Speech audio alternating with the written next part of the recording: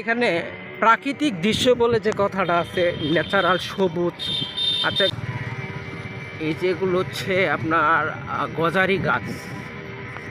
প্রাকৃতিক সবুজের সাথে যদি মিশে যেতে চান আপনি, এই পরিবেশটা খুবই সুন্দর,